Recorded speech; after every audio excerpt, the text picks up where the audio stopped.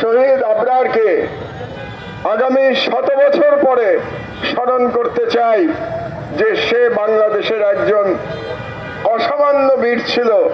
যেমন করে আমরা তিতুমিরকে স্মরণ করি, আবরার আমাদের বুয়েটের তিতুমির, আমাদের যেন এটা মনে রাখি আমরা। তিতুমির হল তো আমাদের শেরেবাংলা হলের পাশেই, কাজে আবরারকে মনে রাখতে হবে আমাদের এই শতাব্দীর বুয়েটের তিতুমির হিসেবে।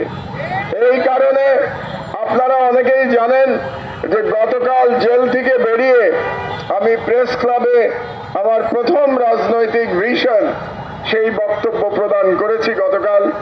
সেখানে আমি 7 দফা দাবি করেছি ডক্টর ইউনূসের সরকারের প্রতি। সেই 7 দফা দাবির মধ্যে অন্যতম দাবি হচ্ছে শহীদ আবরারের নামে বঙ্গবন্ধু অ্যাভিনিউকে নামকরণ করতে হবে। এর নাম করতে হবে শহীদ আবরার অ্যাভিনিউ। কারণ শহীদ আবরার আমাদের ভারতীয় হেজেমনির বিরুদ্ধে স্বাধীনতার প্রতীক, আর শেখ মুজিবুর রহমান স্বৈরাচারের প্রতীক। শেখ মুজিবুর রহমান হাসিনার ফ্যাসিবাদের আইকন, কাজেই একজন স্বৈরাচারের প্রতীক, যিনি স্বাধীন বাংলাদেশের প্রথম স্বৈরাচারী শাসক এবং যিনি শেখ হাসিনার ফ্যাসিবাদের প্রতীক, তার নামে কোনো রাস্তা থাকতে পারে না, তার নামে কোনো স্থাপনা থাকতে পারে না। কাজে আবারও আমি আমার প্রিয় বিশ্ববিদ্যালয়, যেখানে আমার প্রথম বিশ্ববিদ্যালয় লেভেলের পড়াশোনা শুরু হয়েছিল, সেই বুয়েটের সামনে দাঁড়িয়ে আমি দাবি জানাচ্ছি আবারও প্রফেসর ইউনূসের কাছে, আপনি অনতিবিলম্বে বঙ্গবন্ধু অ্যাভিনিউকে শহীদ আবরার অ্যাভিনিউ নামকরণ করুন। আপনাদেরকে একটা পুরনো ইতিহাসের কথা বলি। আমি বৃদ্ধ মানুষ তো পুরনো কথা মনে পড়ে যায়।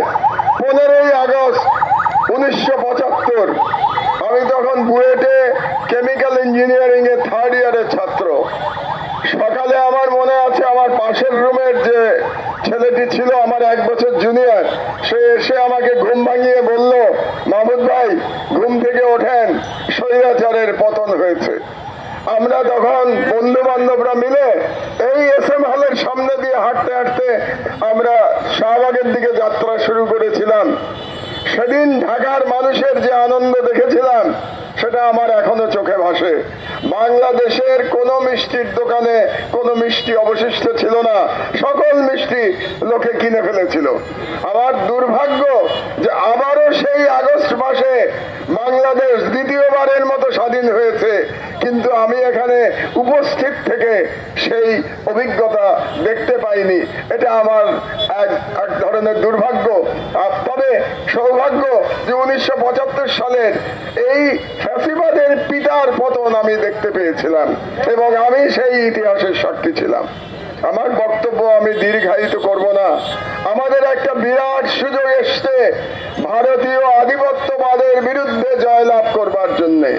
আমাদের যে আন্দোলনে আক্তাররা এবং আরো যারা এখানে আছে, যারা নেতৃত্ব দিয়েছে, যে তরুণ সমাজ, যে ছাত্র জনতা নেতৃত্ব দিয়েছে, তারা তাদের লড়াইতে প্রথম ধাপ অতিক্রম করেছে, অর্থাৎ হাসিনার ফ্যাসিবাদের পতন হয়েছে। কিন্তু দ্বিতীয় ধাপ দিল্লির হেজেমনির বিরুদ্ধে যে লড়াই, সেটা এখনো অব্যাহত আছে। সেই লড়াইতে আমাদের এখনো বিজয় লাভ হয় নাই।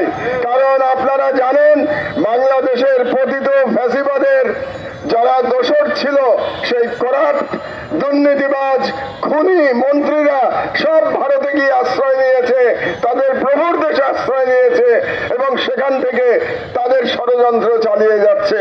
কাজেই আমাদের বাংলাদেশে ফ্যাসিবাদের সকল আস্তানা গুড়িয়ে দিতে হবে। জনগণকে সাথে নিয়ে আমাদের ফ্যাসিবাদকে এই দেশ থেকে নিশ্চিহ্ন করতে হবে।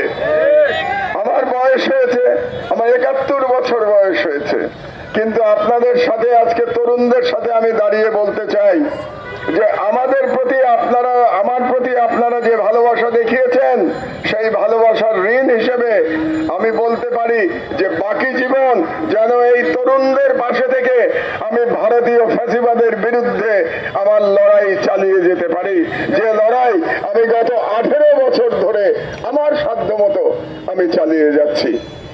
এই ভুলটি করে ফেলেছে যে তারা এই সংবিধানকে এখনো তারা বাঁচিয়ে রেখেছে। কাজেই আমি আমার আগে যে বক্তা বলে গেল সংবিধানের কথা, তার সঙ্গে আমি সম্পূর্ণ একমত। এখনো সময় আছে।